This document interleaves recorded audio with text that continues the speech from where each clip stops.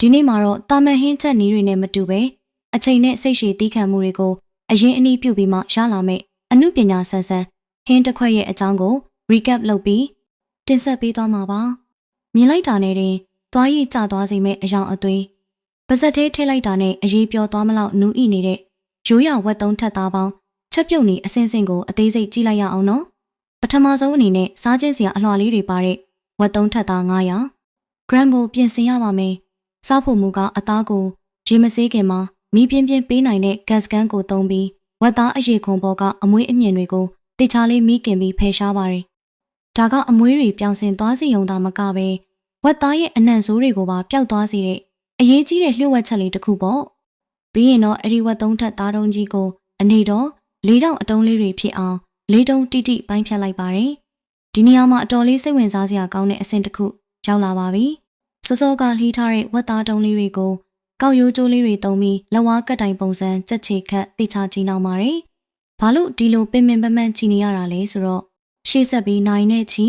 ချက်ပြုတ်ပေါင်းတရားမှာမို့အသားတွေနူးဤပြီးပုံပြတ်မသွားအောင်အတုံးလေးတွေကြစ်ကြစ်လင်းလင်းနဲ့လှပနေအောင်ထိမ့်သိမ့်ပေးတဲ့သဘောပါ။အခုဆိုရင်တော့စတင်ချက်ပြုတ်ပါတော့မယ်။ဒေအိုးအကြီးကြီးတစ်ခုရဲ့အောက်ခြေမှာဖက်ရွက်တွေကိုအရင်ဆုံးခင်းမာတဲ့ဒါကအိုးမကတ်အောင်မတူးအောင်ကာကွယ်ပေးတယ်လို့တဘာဝဖက်ရွက်နန်းတင်းတင်းလေးကိုပါရရှိစေပါတယ်။ဖက်ရွက်တွေပေါ်မှာခုနကချီနှောင်ထားတဲ့ဝက်သားတုံးလေးတွေကိုနေရာချပြီးတဲ့အခါအရသာအတွက်အချိုးစားကြကြ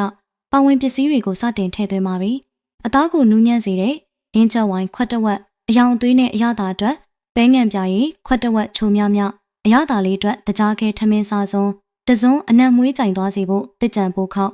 နာနက်ပွင့်ကရာဝေးရွက်နဲ့ဟင်းခတ်အမွေးအကြိုင်မုတ်တွေကိုအနှင်းငယ်စီထည့်ပါတယ်။ပြီးတော့လက်ဆက်တဲ့ကြက်သွန်မိတ်10 gram နဲ့ခက်ထူထူလီထားတဲ့ဂျင်းပြား30 gram ကိုထည့်ပြီးဝက်သားတွေမြုပ်သွားတဲ့အထိရေးထည့်လိုက်ပါတယ်။ရေစူလာပြီးဆိုရင်တော့အိုးအဖုံးကိုပိတ်ပြီးမီးအေးအေးလေးနဲ့အချိန်60မိနစ်တိတိကြာအောင်စိတ်ရှည်လက်ရှည်တီထားရပါတယ်။မိနစ်60ပြည့်သွားတဲ့အခါမှာတော့ဝက်သားတုံးလေးတွေက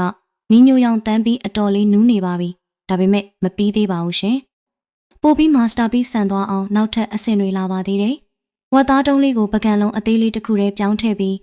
ဒေအိုးထဲမှာကြံနေတဲ့ဟင်းရည်တွေကိုအပေါ်ကနေစမ်းချလိုက်ပါတယ်။ပြီးတာနဲ့တန့်စင်ထားတဲ့ကြာဖက်အကြီးကြီးနဲ့ပကံကိုလုံးနေအောင်အုပ်ကျိုးလေးနဲ့တေချာကြည့်လိုက်ပါတယ်။ဒီကြာဖက်ကနေထွက်လာမယ့်ရနံကဟင်းတစ်ခွက်လုံးကိုအစင်တန်းတစ်ခုအထိမြင့်တင်ပေးလိုက်တာပါပဲ။ပြီးရင်တော့အဲ့ဒီပကံလုံးလေးကိုဝါပေါင်းချောင်နဲ့ထည့်ပြီးရင်နှွေးငွေးနဲ့အချိန်3နာရီတိတိကြာအောင်ထပ်ပြီးပေါင်းရပြန်ပါတယ်။စဉ်းစားသာကြည့်ပါတော့ရှင်။4နာရီခွဲလောက်မီးအေးအေးနဲ့ချက်ထားတဲ့အသားကဘလောက်တောင်နူးဤနေမလဲဆိုတာကိုအချိန်3နာရီပြည့်သွားလို့ပေါင်းချောင်တွေကထုတ်ကြာဖက်ကိုဖွင့်လိုက်တဲ့အချိန်မှာတော့ဝါအငွေ့တထောင်းထောင်းနဲ့အတူအနီရောင်ရင့်ရင့်တောက်တောက်ပြောင်ပြောင်ဝက်သုံးထက်သားတုံးလေးကိုတွေ့မြင်ရမှာပါကြံနေတဲ့ဟင်းရည်အနှစ်လေးတွေကိုအပေါ်ကနေထပ်ဆန်းလိုက်တဲ့အခါမှာတော့တကယ်ကိုဆွဲမက်ဖွယ်ရပါပဲဟင်းပွဲပြင်ဆင်မှုအတွက်ပကံပြားအဖြူလေးပေါ်မှာဟင်းနုနွယ်ရွက်ပြုတ်လေးတွေနဲ့အလှဆင်ပြီးဝက်သားတုံးလေးကိုတင်လိုက်ပါတယ်နောက်ဆုံးမှာဇွန်းလေးနဲ့ခတ်လိုက်တဲ့အခါဓားတောင်သုံးစရာမလိုပဲအသားလေးတွေကဂျယ်လီလေးတစ်ခုလိုဤကနေကွဲထွက်သွားတာကိုမြင်ရတာတကယ်ကိုပီတိဖြစ်စရာပါပဲရှင်ကဲဒီနေ့တင်ဆက်ပေးခဲ့တဲ့စိတ်ရှည်မှုတွေအမှုပညာတွေပေါင်းစပ်ထားတဲ့ Cooking Recap လေးကိုသဘောကျကြလိမ့်မယ်လို့မျှော်လင့်ပါတယ်နောက်ထပ်လည်းဒီလိုစိတ်ဝင်စားစရာကောင်းတဲ့ဇလန်းဆန်ဆန် Recap ဗီဒီယိုလေးတွေကိုဆက်လက်တင်ဆက်ပေးသွားမှာမို့ Channel လေးကို Subscribe လုပ်ထားပေးဖို့မမေ့နဲ့နော်အားလုံးပဲနောက်ဗီဒီယိုလေးမှာပြန်တွေ့ကြမယ်နော်